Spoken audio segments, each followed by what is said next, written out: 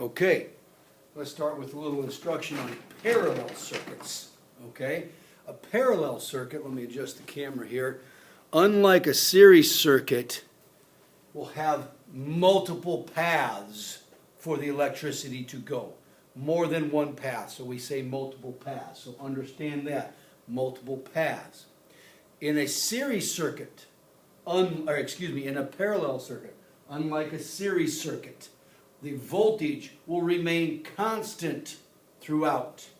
Series, the voltage drops. In a parallel circuit, the voltage remains the same. Therefore, the amperage will fluctuate and the resistance will fluctuate, and we'll show how that works. First of all, we have 24 volts in a parallel circuit to begin with, right over here. We use our same formula. Volts equals I times R. Voltage equals amps times resistance. Now, you'd think we'd add up these resistance to find our total resistance, but we don't. Because in a parallel circuit, voltage will stay the same.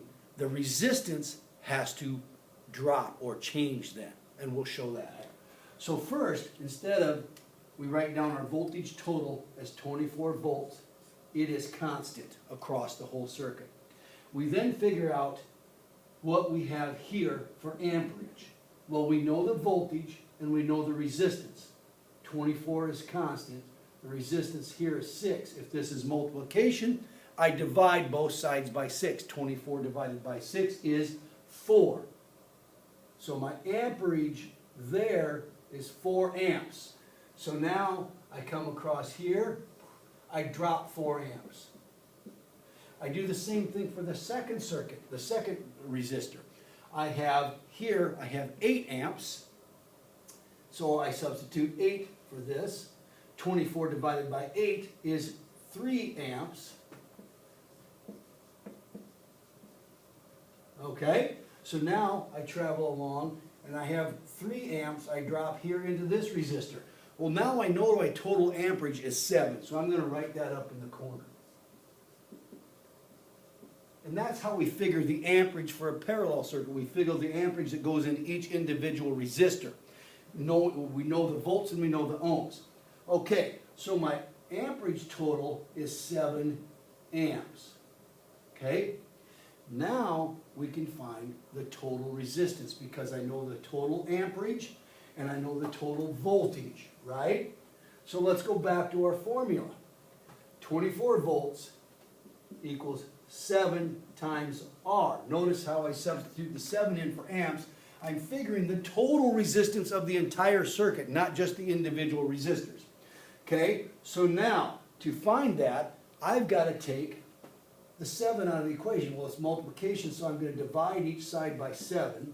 And if I do 24 divided by 7, 3.43 is my total resistance. Now, look at that. The resistance here is 6. The resistance here is 8. But my overall resistance of the entire circuit is 3.43 because I figured out my total amperage of the total circuit. I divide the voltage by that, and I find that my resistance is dropping over the circuit, and that has to happen for my volts to stay the same throughout. Now, here's the interesting thing about a parallel circuit. These 4 amps come down here and they camp out. These 3 amps tool on through and they come by, and these 3 amps pick up the 7 amps, and when they return, we now have our full amperage back. Okay? All right?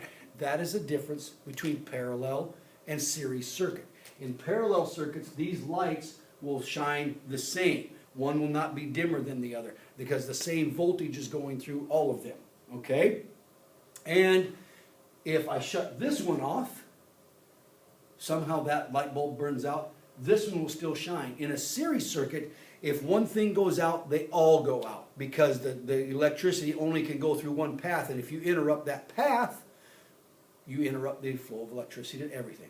Kind of like your Christmas lights. A lot of Christmas lights, you put them up, if one of those little bulbs go out, it's a series circuit, they all go out after that bulb. Okay?